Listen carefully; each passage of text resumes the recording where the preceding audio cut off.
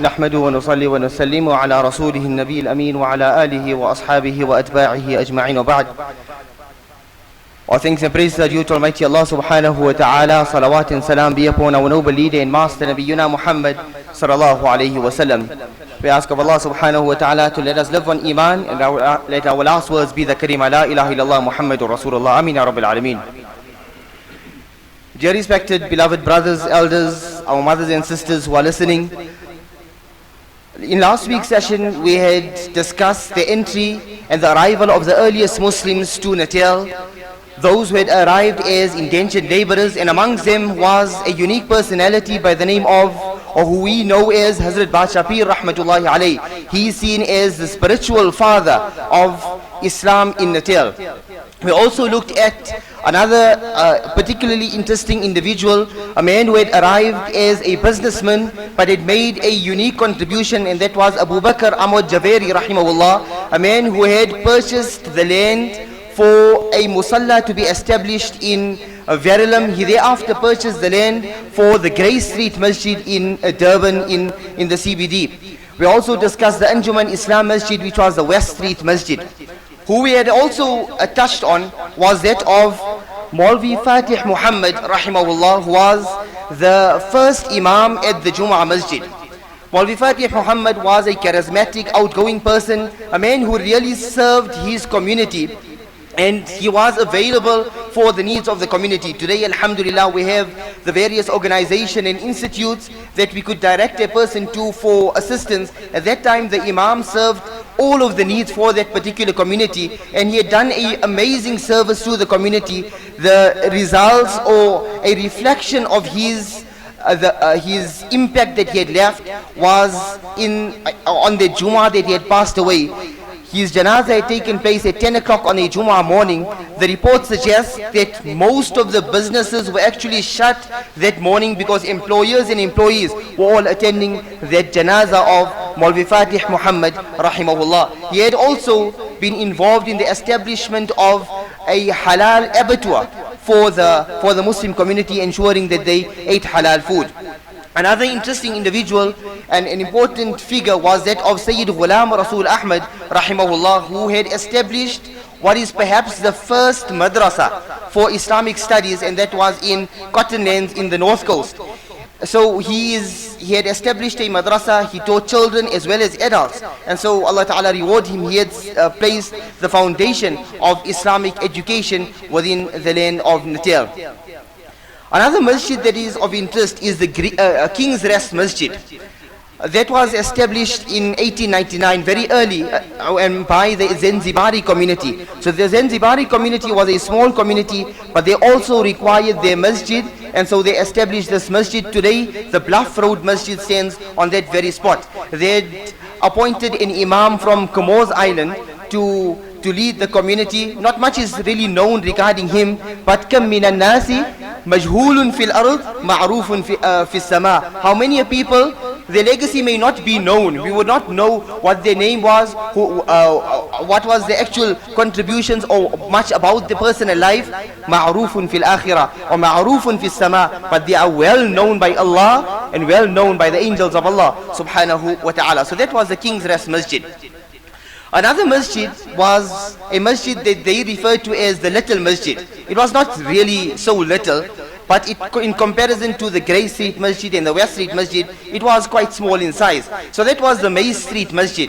In the initial stages, it was not a particularly significant masjid. However, it later gained some significance, and that was when the Group Areas Act was implemented.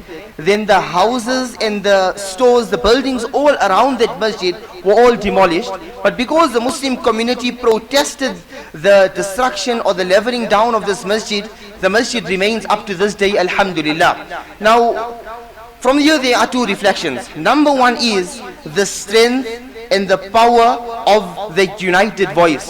When we as a community rally behind a project collectively, we will be able to attain great results. So in every thriving community, there would be differences of ideologies, and at times we would need to even make our stances in terms of our ideologies very clear.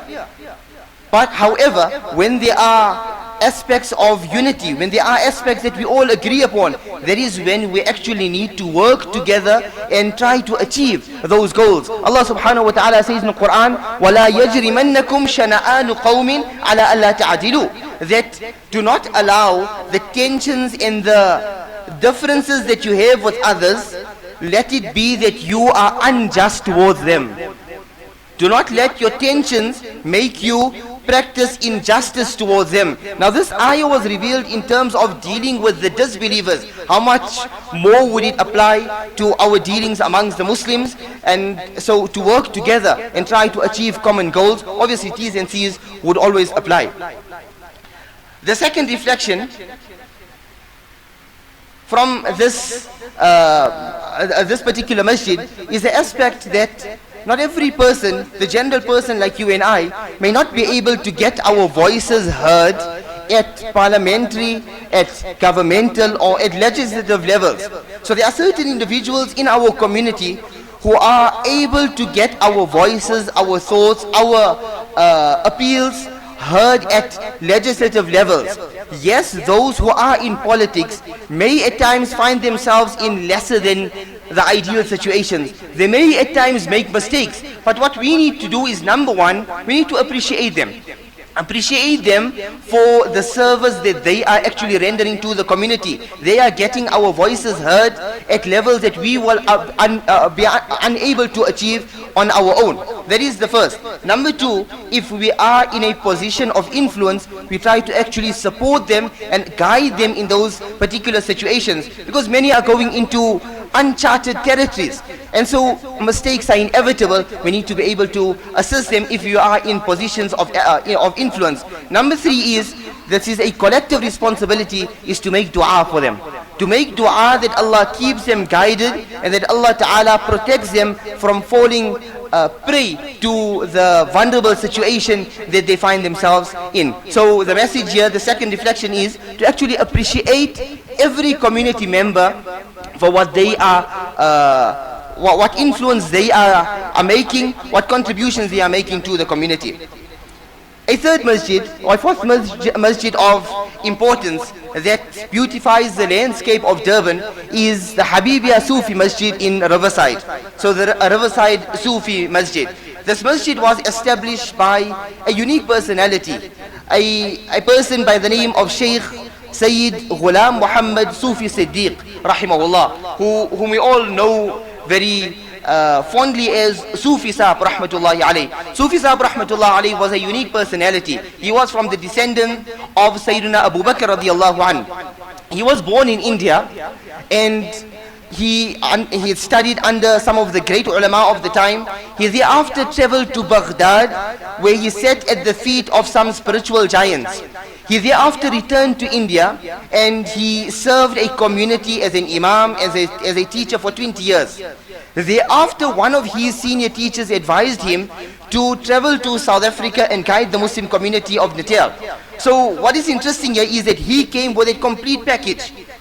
He was thorough in his Islamic knowledge. He had gained spirituality in Baghdad, and he had also come with 20 years of experience. So this is a lesson that how at times there is a thought that our earliest ulama and our earlier community was very backward in their thought. No, they were actually very well learned, and they were spiritual individuals. So that was Sayyid Goolam Muhammad Siddiq rahimahullah, who is known as Soofie Saheb. Soofie Saheb, he had arrived to South Africa not as an indentured laborer. He did not arrive for business. He arrived solely for the sake of improving the situation of Deen in Natal. And the sincerity of the intention was really manifest in the amount of efforts he has made and the legacy that Hazrat Soofie Saheb rahmatullahi alayhi had actually left. During his time in South Africa, he had established many masjids within Durban, within Natal, as well as in other parts of the country. There's a large masjid in Cape Town as well that was established by Hazrat Soofie Saheb rahmatullahi alayhi. He had also established other activities and other initiatives within the community. Amongst them was that of a guest facility, a musafir khana, for those who are traveling to Durban, for them to have accommodation. A clinic he had established serving the Muslim community as well as the wider community. He had established a public kitchen, a soup kitchen for the community. He had even established a orphanage for the community. What is in his biography, it's mentioned that his personal baby, his personal attachment was to the Mawali Khana, which was the addiction rehabilitation center. So this was adjacent to the Riverside Masjid, and after dealing with the general matters of the community, he actually used to spend time with perhaps the most challenged members of the community, trying to assist them out from their situation through spirituality, filling that vacuum with the dhikr of Allah subhanahu wa ta'ala, and with that which will bring them closer to Allah subhanahu wa ta'ala. And this tells us a lot about this particular individual, that despite holding such a lofty position in the community, he had the time to sit with perhaps the most challenged members of the community. So this was Hazrat Soofie Saheb rahmatullahi alayh, and he had left an amazing legacy that we are benefiting from up to this day. Regarding Hazrat Soofie Saheb rahmatullahi alayh, there's four reflections that I wish to share. The first reflection is the aspect of barakah in the life of an individual. The aspect of barakah, of blessings. We all have 24 hours in our day, but there are certain people who gain more benefit from the 24 hours of the day.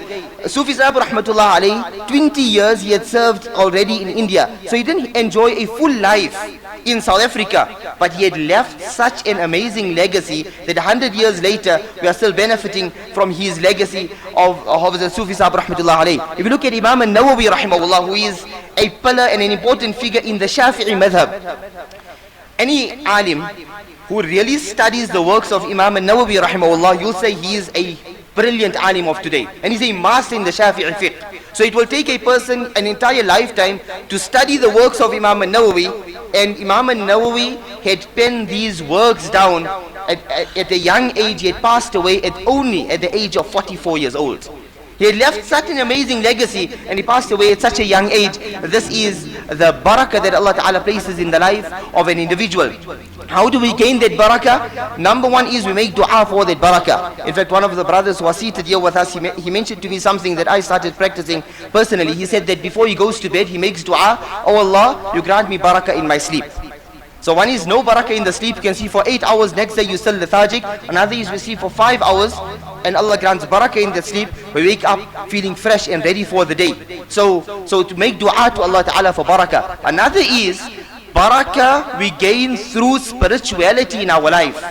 I've just heard this morning a clip of Sheikh Sulaiman Ruhaili from the Mamlaka, and he had mentioned something interesting. He says the importance of recitation of Quran al-Kareem. He says by reciting Quran, by taking out the time daily to recite Quran, that is a great way of actually attracting that barakah of Allah subhanahu wa ta'ala. We read Quran in the day, and the rest of our issues will all fall into place through the barakah of the Quran al-Kareem.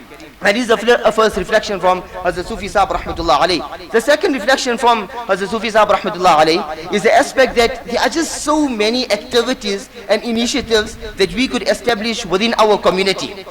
So we need to actually have a visionary mindset. We need to look wide, that what types of activities are required in our wider community. Establishing a masjid and a madrasa is a foundation. Thereafter we need to build upon this and see the various types of activities that are required in our community. Looking at his life and his activities would actually serve as a blueprint for us as to what we need to establish within our wider community.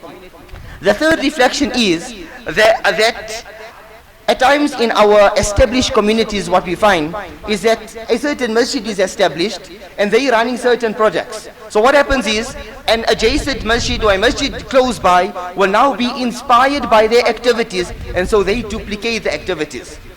Or one organization will run a certain type of a charity. We are inspired by that, and so we duplicate those activities. Now what we are actually doing is we are weakening both of those systems. We are splitting resources. Instead of doing that, it would be wiser to actually fill further vacuums and initiate newer projects.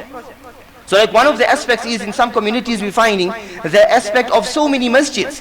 So instead of building another masjid just a few meters away, you rather establish another activity, another initiative that will benefit the community. So we try to actually look wide and not just duplicate activities in our community. The fourth reflection from the life of Hazrat Soofie Saheb rahmatullah alayh is the aspect of working within a one system, within as a united group, to actually work and initiate activities. What happens at times is that there may be an organization or an institute that is working in our community, perhaps a few decades old. So now the members of those community of that initiative are senior, and so perhaps they are not so innovative in their activities. Now what happens? Some youth are inspired to do new activities, new initiatives. It would be wiser for them to actually join into this current setup, join into the current establishments, support those current establishments, rather than creating your own institute and your own establishment. Here we found that the Habiba Sufi Trust had worked people into that system. They created the various initiatives, and alhamdulillah, 100 years later, they are still running. So when we working together under one banner, working not individually, then there's greater blessings, there's greater goodness, and there's actually more longevity in that particular project. Nabi sallallahu alaihi wasallam mentioned, Yadullahi ala al-jama'ah, the assistance of Allah subhanahu wa ta'ala is on the gathering when people work together. So that was some reflections from Hazrat Soofie Saheb rahmatullahi alayh. Inshallah, the next individual that we discuss is Mawlana Qasim Muhammad Sema rahimahullah, who had established a unique institute, and he was a unique personality overall. Inshallah, we'll discuss more about him next week, in next week's session, inshallah ta'ala.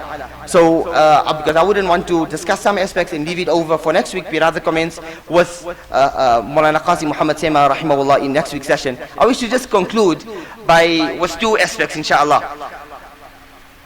The first is that, where does all of this come from, is that, alhamdulillah, we had, from last year, we had created a theme for the madrasa, our madrasa running at the musalla, that the theme was the entry of Islam to South Africa via the Cape. And so the learners were educated about it, and the culmination of that was at the year-end Jalsa. This year, the focus for this year was the entry of Islam to Natal, and inshallah on Sunday will be our year-end Jalsa, in which the learners will actually be presenting on these personalities. So an invite for everybody to be part of it, inshallah ta'ala. This will be taking place in Brackenhurst at the Bracken Park or Hall, inshallah.